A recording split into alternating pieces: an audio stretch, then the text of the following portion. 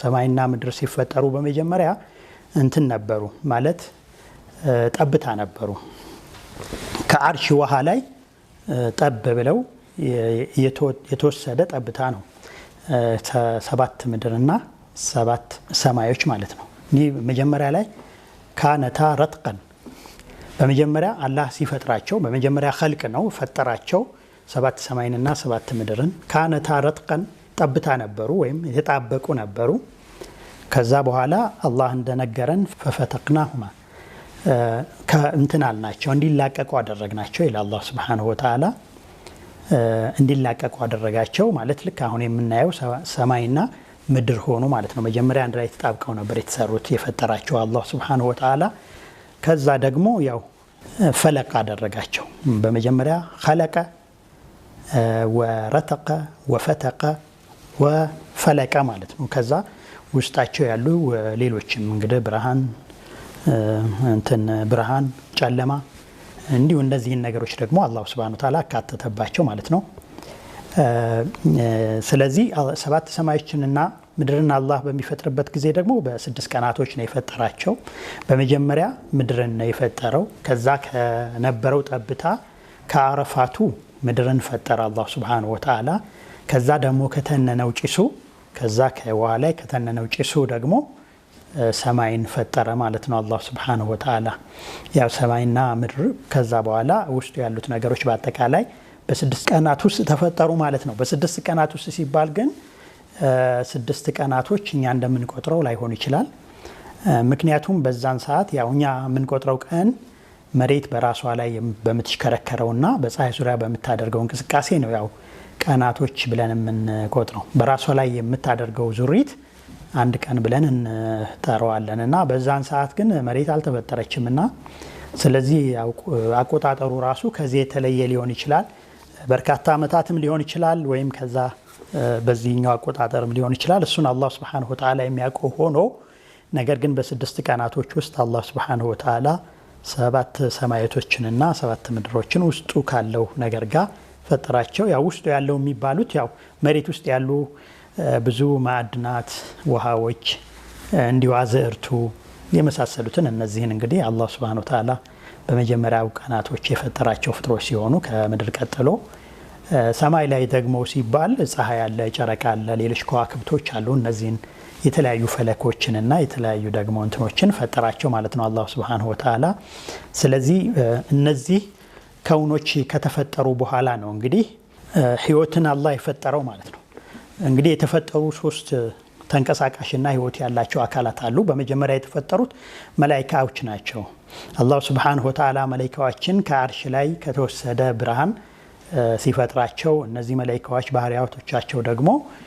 ያዘዛቸውን ይፈጽማሉ የከለከላቸውን ይከለከላሉ አበቃ እነዚህ ምንም ምርጫ የላቸውም እንግዲህ አላህ Subhanahu Wa Ta'ala እነዚህ ሁሉ በሚፈጥርበት ጊዜ ሁለት አይነት አፈጣጠር አለው ማለት አምር አለው ማለት ነው አላህ ኢራዳ አለው አምር አለው አምር ወይም ትእዛዙ ሁለት ነገሮች ናቸው በሁለት መልኩ ነው አንደኛው ከውኑን ሁን ብሎ የሚፈጥርበት ትእዛዙ ሲሆን ለምሳሌ አሁን የገለጽናቸውን 7ቱን ሰማያት አርሽን የመሳሰሉትን እነዚህን ሁን ብሎ የፈጠረበት አፈጣጠር ነው ሌሎችም ህይወት ያላቸውም ለምሳሌ እንደ መላእክት አይነቶቹንም እንደዚሁ በትእዛዛዊ በሆነ መልኩ የፈጠራቸው ናቸው ማለት ምርጫ የላቸውም ወይም ከተፈጠሩ በኋላ ራሱ የተሰጣቸው ምርጫ የለም ሁለተኛው ደግሞ እንትን ነው አምረት ተሽሪዕ የሚባለው ነው የሸሪዓ ትእዛዝ የሚባለው ነው ይሄ ደግሞ ለሚቀጥሉት ትውልዶች ማለት ለጂንና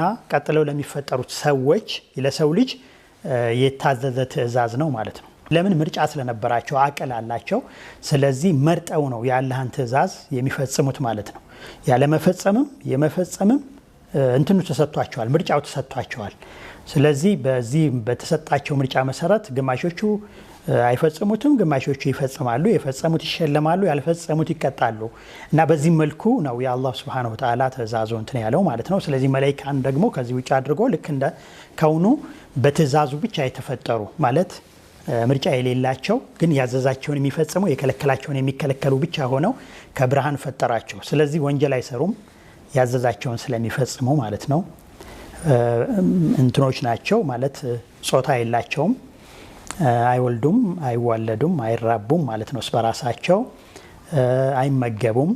መላኢካዎች የተለዩ ባህሪያቶች እነዚህ ናቸው ከሌላው የሚለያቸው። ሌላው ደግሞ ለሰው ልጅ አይታዩም፣ ረቂቅ ፍጥሮች ናቸው።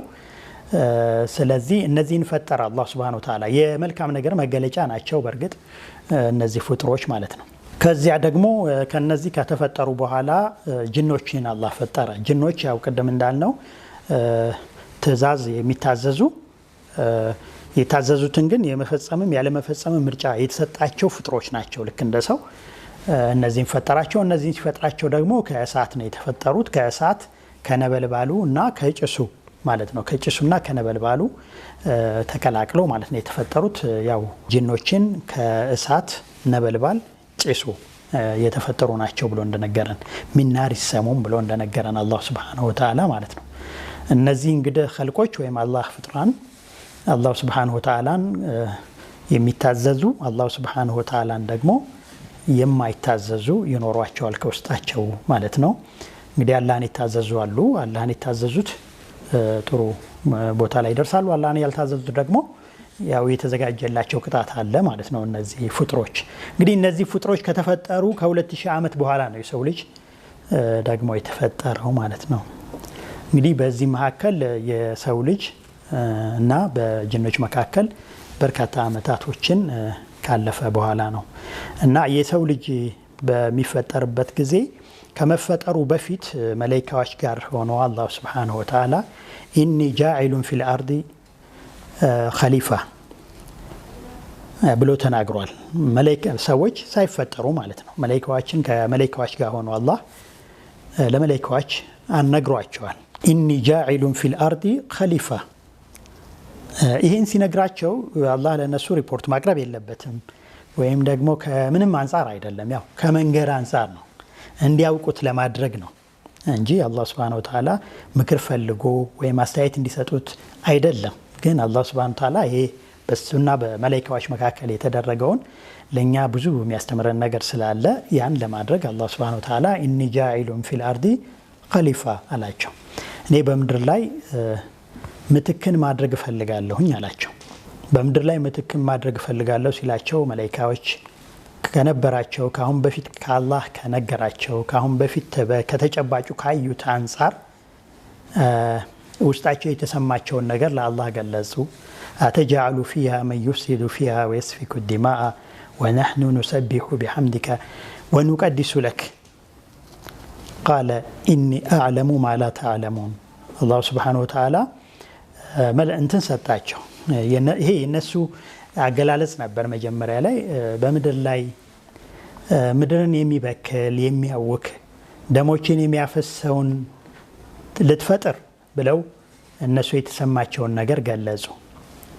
ያው በአላህና በመላኢካዎች መካከል የተደረገው ምክክር ወይም ውይይት ሊባል አይችልም። ምክንያቱም መላኢካዎች የታዘዙትን የሚታዘዙ የተከለከሉትን የሚከለከሉ ትእዛዝ ተቀባይና ክልክላትን የሚከለከሉ ፍጥሮች ስለሆኑ እነሱ አላህን የሚቃወሙበት ወይም ደግሞ የአላህን ቃል ታቂብ የሚያደርጉበት ምንም ማዕረግ የላቸውም እና ግን አላህ ሱብሓነሁ ወተዓላ ያው ያቀረበውን ነገር እነሱ የተሰማቸውን ነገር ገለጹ።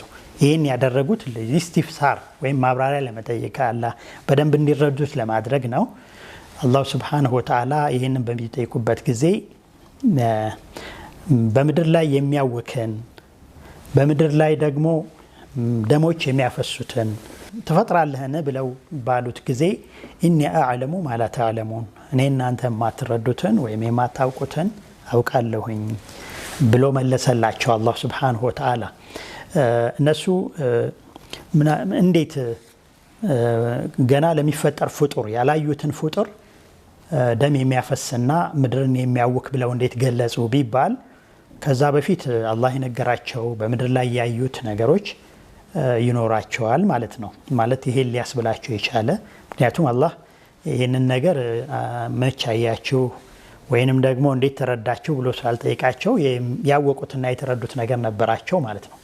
ስለዚህ በዛ መልኩ አላህ ኢኒ አዕለሙ ማ ላ ተዕለሙን ብሎ ነገራቸው ማለት ነው አላህ ሱብሓነሁ ወተዓላ።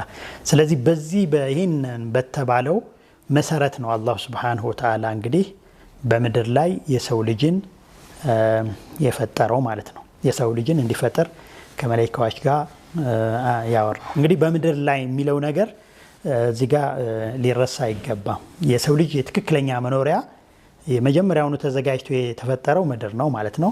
አላህ ምድርና ሰማይን ሲፈጥር ያው የሰው ልጅ ይኖርበታል ተብሎ የተፈጠረ ቦታ ነው ማለት ነው። ምንም እንኳን ከሰው ልጅ በፊት ጅኖች ኖረውበታል ቢባልም የሰው ልጅ ትክክለኛ የምድር ትክክለኛ መኖሪያ ግን ነዋሪ ግን የሰው ልጅ ነው ማለት ነው። እንግዲህ የሰው ልጅ በምድር ከመፈጠሩ በፊት ጅኖች ነበሩ። እነዚህ ጅኖች ጋር ነው እንግዲህ አብሮ የሚኖረው ማለት ነው። ለወደፊትም በፊትም እንደነበሩት ሁሉ ቀድመውት እንደተፈጠሩ ሁሉ ማለት ነው። ኢንሻአላህ ይህንን እንደዚህ ከተረዳን ዘንዳ የአደምን አፈጣጠር በሚቀጥለው የአደምን አፈጣጠር በሚቀጥለው ፕሮግራም ለማየት እንሞክራለን። ለዛሬ ያለን ሐለቃ እስከዚህ ድረስ ያቆማል። ጀዛኩሙላሁል ኸይር። ወሰላሙ አለይኩም ወራህመቱላሂ ወበረካቱሁ።